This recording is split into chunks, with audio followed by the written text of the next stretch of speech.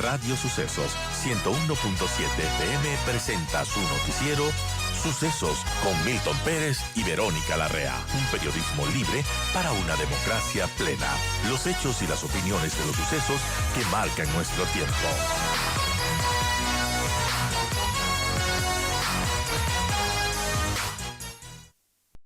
Bueno, lo que pasó en Esmeraldas hace 2 días es un hecho que ya rebasa cualquier capacidad de asombro que tengamos y nos mete más miedo, sin duda, a los ecuatorianos por todo lo que está pasando.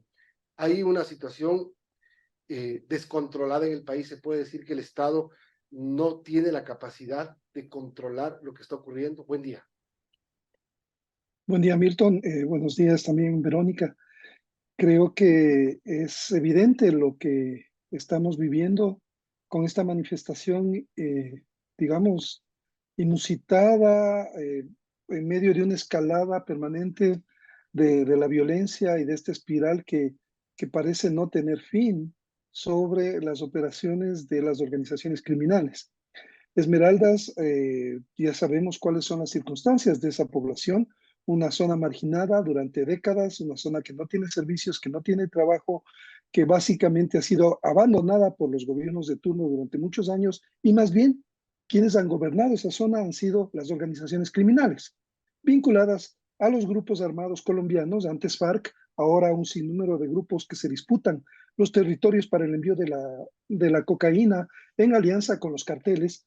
Ellos son los que proveen y los que alimentan la economía de toda la zona de frontera. Y evidentemente Esmeraldas es parte de ese juego perverso para la población, porque básicamente creo yo que más del 60% de la economía se mueve a través del financiamiento de actividades ilegales, directa o indirectamente. Entonces, el Estado dejó formalmente de ser el que dé y el que impulse al sector productivo para dar empleo, para dar educación, para dar servicios, y ha sido reemplazado por los grupos y el crimen organizado.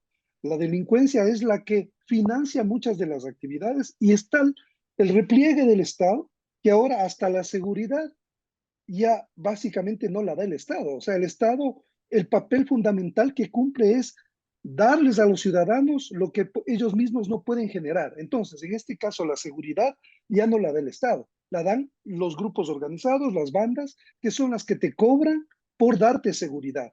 Es evidente que el Estado, el gobierno, las entidades han fracasado absolutamente en Esmeraldas y en otras provincias, porque lo que estamos viendo en Esmeraldas es un anuncio de lo que se viene en otras provincias, Milton. Así es. No, o sea, eso es lo preocupante, porque, bueno, digamos que lo que está ocurriendo en Esmeraldas se está tratando de frenar con militares, con policías, que creo que también es una medida parcial. Necesitamos otras cosas que se han anunciado, pero lo más complicado es que no se ven señales de que esto vaya a frenarse. En otras provincias como en Guayas, donde ya hay extorsiones, vacunas por todos lados, en Manabí también, aquí en Quito hay ya extorsiones y vacunas. Ese es el mayor problema de la seguridad ciudadana que estamos viviendo y sin embargo no hay una estrategia clara para enfrentarla.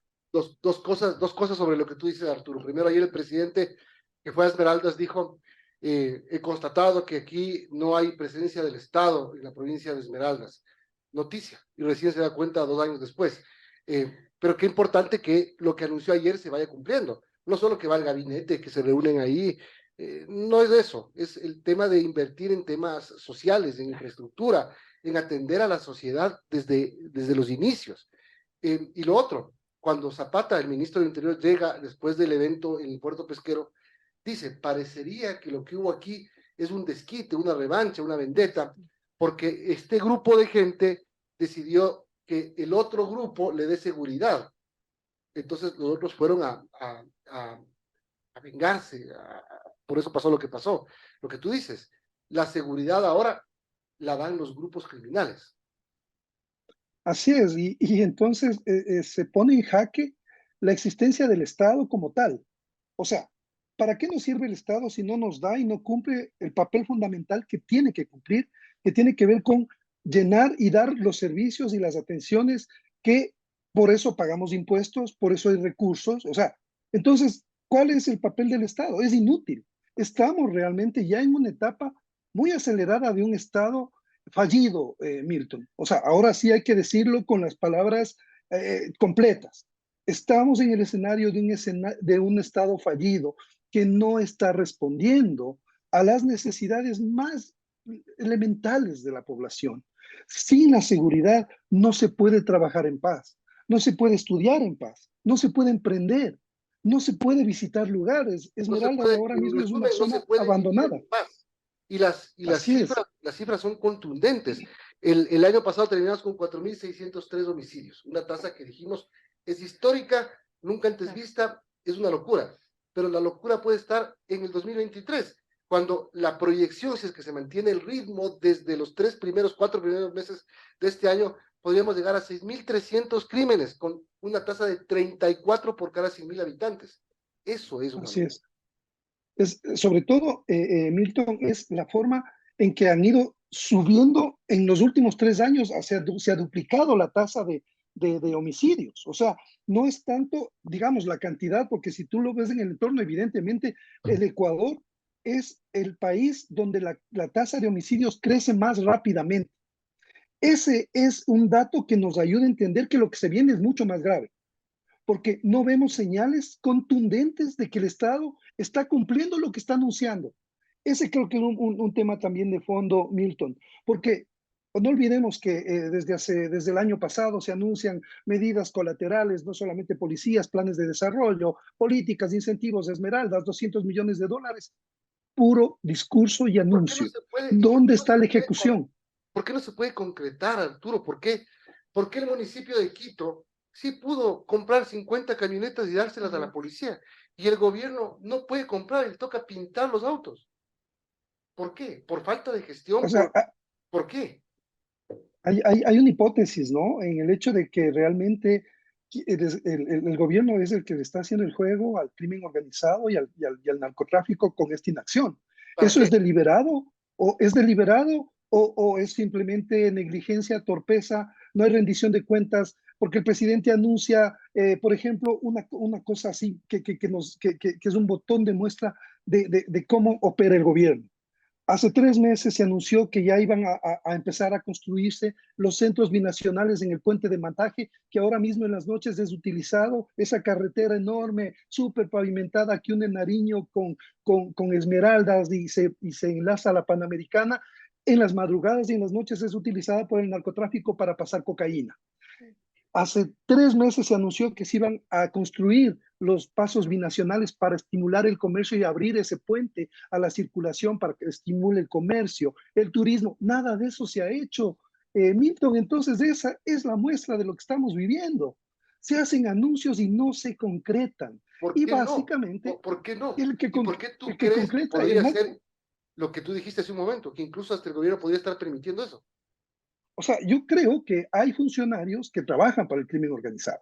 O sea, funcionarios que en todos los gobiernos se mueven y les conviene mantener a las provincias como Esmeraldas en este abandono absoluto y bloquean las acciones, ¿no es cierto? Porque lo que vemos es aquí, el presidente a nivel político hace los anuncios, los ministros, ¿y quiénes se encargan de ejecutar? ¿Por qué no ejecutan? ¿Por qué no hay alguien que se encargue de velar porque se rindan cuentas, porque haya plazos de cumplimiento? Porque si hay que reconocer una cosa, Milton, y ahora yo lo tengo que decir, el gobierno anterior que tanto se le criticó a Correa, ¿no es cierto?, en los 10 años, y eso tenemos que ser muy claros, se preocupaba de todos los días ver la gestión de sus funcionarios, les medía, o sea, y eso, ¿qué pasa en este gobierno? Esto no se hace. Básicamente todo queda en un discurso y no se pone atención a las cosas que le interesa a la población para que pueda resolver sus problemas y poder emprender y estar en paz. 8:36, conversamos con Arturo Torres, periodista, editor de Código Vidrio. Arturo, buenos días. Y bueno, todo esto que hemos estado viviendo, una escalada de la violencia, vemos amenazas de bomba por todo lado, vimos con dolor lo que ocurrió en el puerto pesquero de Esmeraldas. ¿Esto qué nos dice? Porque son síntomas de una enfermedad que ya tenía el Ecuador. ¿Y cómo llegamos hasta este punto? Llegamos a este punto por varios factores. Hay factores evidentes externos e internos, ¿no? Los factores internos tienen que ver con Primero, un gobierno que no sabe hacia dónde va con un problema estructural de inseguridad que ya se vuelve sistémico, pero además todas las situaciones de frontera que mencioné hace un momento, pero además tienes un factor externo que también ha determinado mucho, ha acelerado este proceso, que es el aumento de la demanda y de la oferta de cocaína a nivel global. O sea, y Ecuador, no olvidemos que por Ecuador pasa el 43% de la cocaína que produce Colombia. Colombia produjo el año pasado 1.500 toneladas de cocaína. Es decir, aquí se capturó el año anterior 175 toneladas de coca. Se estima que se captura alrededor más, o sea, se está capturando también más, pero estamos Claro. llegando a un promedio del 30% de capturas. Es decir, que pasaron por Ecuador alrededor de 600 toneladas de cocaína que no han sido capturadas.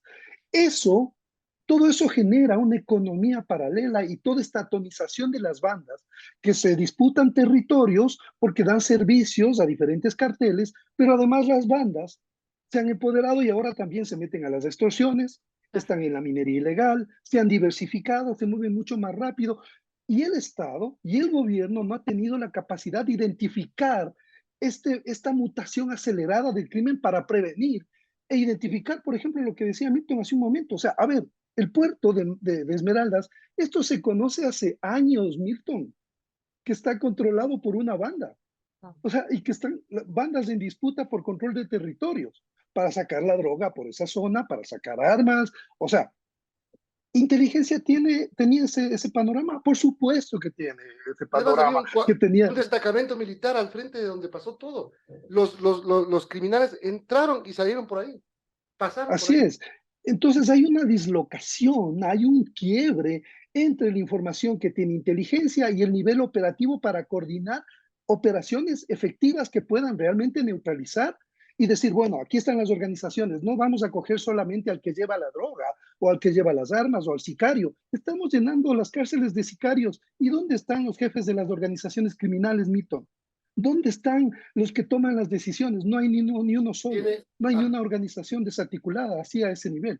y finalizo con esto, el gobierno, creo que por la fuerza de la circunstancia de ayer, sacó a Diego Ordóñez de la Secretaría de Seguridad, muy cuestionado en estos 8 meses.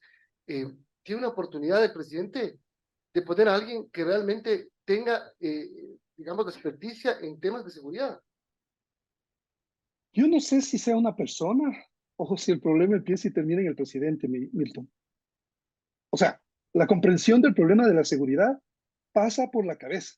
O sea, si es que pensamos que si vamos a poner, la idea era poner al secretario de seguridad, se creó un ente burocrático con gente, con recursos. ¿Cuál ha sido la efectividad de esta secretaría? Ninguna, porque lo que querían era que un poco se pueda agilitar la conexión entre Fuerzas Armadas y policía y los organismos de inteligencia. Nada de eso se ha logrado. Tienen los mismos problemas de desconexión, Milton. Entonces, no es una cuestión de personas, creo yo, solamente. Si no hay una estrategia clara y el presidente no tiene un norte y no hay una comprensión de este fenómeno multidimensional, no hay un norte posible para enfrentar y frenar esta oleada del crimen organizado en el país.